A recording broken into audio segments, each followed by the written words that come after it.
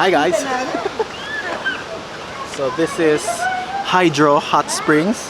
This is around 30 minutes away from Naga. And we are back in Naga for several days. In this episode, we go on another spontaneous road trip to Panikwason Hot Springs, also known as Hydro Hot Springs. This resort lies at the foot of Mount Isarog, which happens to be a volcano. Kaya nga may hot spring eh. The roads going to this place is one of the more scenic routes you will find in the area. It's heavily forested and medyo Jurassic Park ang vibes.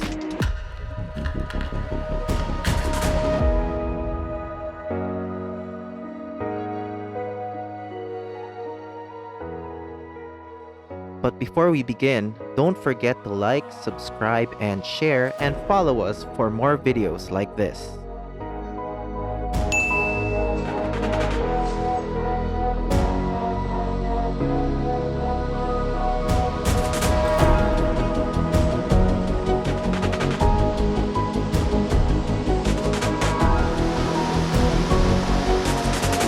Ang ating baby espasol.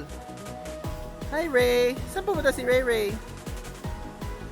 Ito yung favorite temperature namin kasi maraming pools dito. Siguro mga 6. Ilan nga ba? Basta ang dami, hindi ko binilang. Iba-iba yung temperature niya. So ito yung just right. 29 degrees.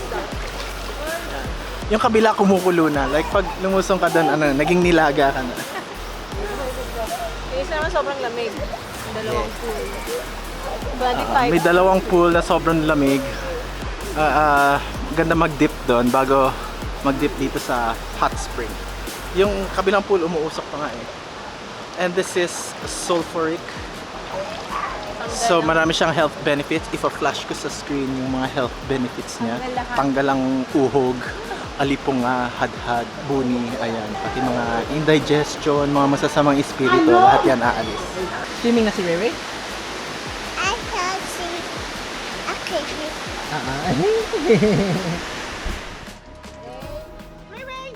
Ito ang first swimming ni Ray na hindi siya nanginginig sa lamig. Kaya enjoy na enjoy ang bulilit.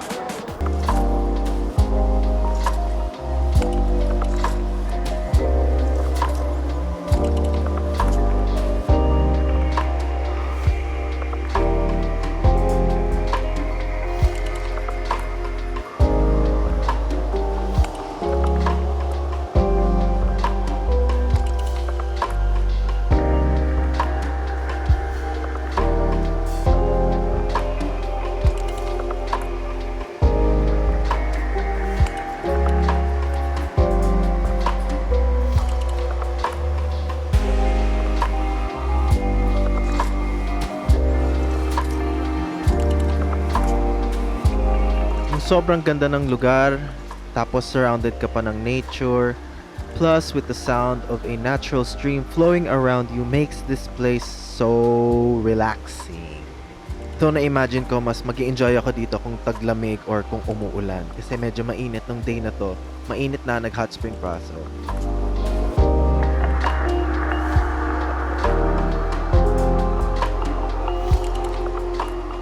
Pwede din mag-overnight dito.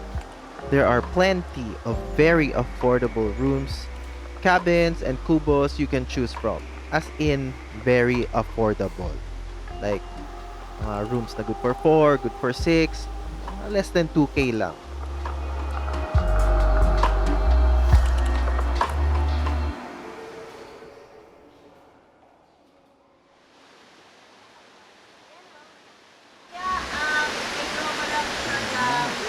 Si Ray Ray. Pwede na mag-swimming si Ray Ray. So magkano renta natin dito sa cottage? Nasa 400,000. 400,000 po ang rent dito sa cottage. Good na siya for the year. Yeah. Bayad na tayo for the year. And then kasi yung aircon niya diba? Ang laki. As you can see. Yan, area niya. Ayun na si Lola! Ayun na si Lola!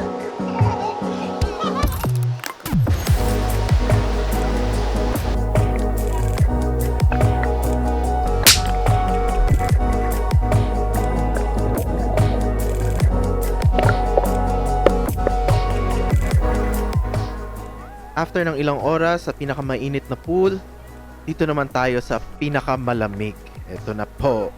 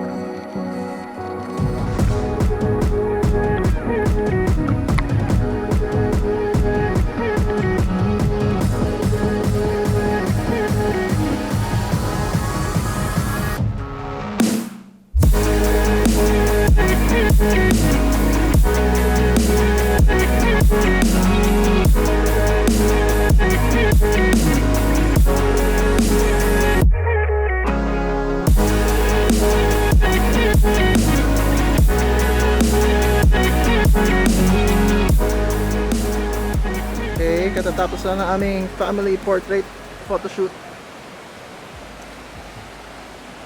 Ito, takot na takot sa araw. Kala mo naman 10 seconds lang magpipicture eh. Takot na. Ito din isa. Takot na takot. Sabi si Kuya. Ray Ray, swimming daw si Ray Daddy. Swimming Ray Ray? Swimming daw.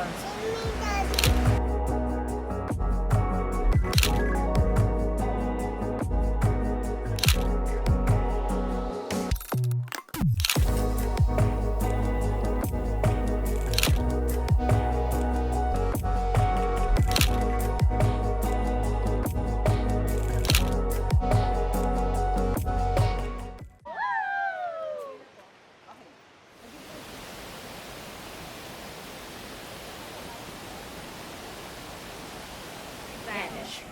100 years passed and my brother and I discovered a new avatar, an airbender named Aang. Although his airbending skills are great, we have a lot to learn before it save anyone. But we believe Aang can save the world. So ayan, nandito na po kami sa sa outer area of the place, and i-interview ko lang po yung isang tao po dito na dito talaga po siya nakatira, ever since po. So, ayan, pagpasensyahan niyo na po siya kung hindi po siya masyadong po, ayan. Hello. Kumusta? Hi. Hi, ang galing. Ano pong masasabi niyo? Magsabi ka na po ng sabi. Pangit. What is this amazing creature? Amazing. Yes, amazing. So, ayan po, may rules po na dapat daw magpapaalam before umalis. So, yan. Magpaalam sa guard bago umalis. Ayan yung rules. Kailangan may beso ha. Opo. Kailangan may beso-beso kayo sa guard bago. Yes, opo. So, requirement po siya. Ayan po yung rules. This is some mother. We listen to her. And we will end this vlog with ang pagmumukha ni Sot. See you on our next video. Please don't forget to like, subscribe, and share. Bye-bye!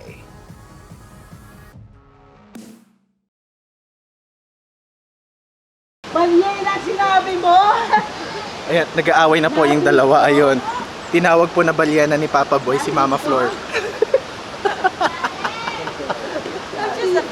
Sa balyena? Kuhang-kuha sa sa video. Allen! Yung sabi, oo, sabi ko, ayan pa, nag-aaway po sila. Tinawag niyang balyena si Mama Flor. Sabi lang sakay sa balyena. Dinig ko. Grabe.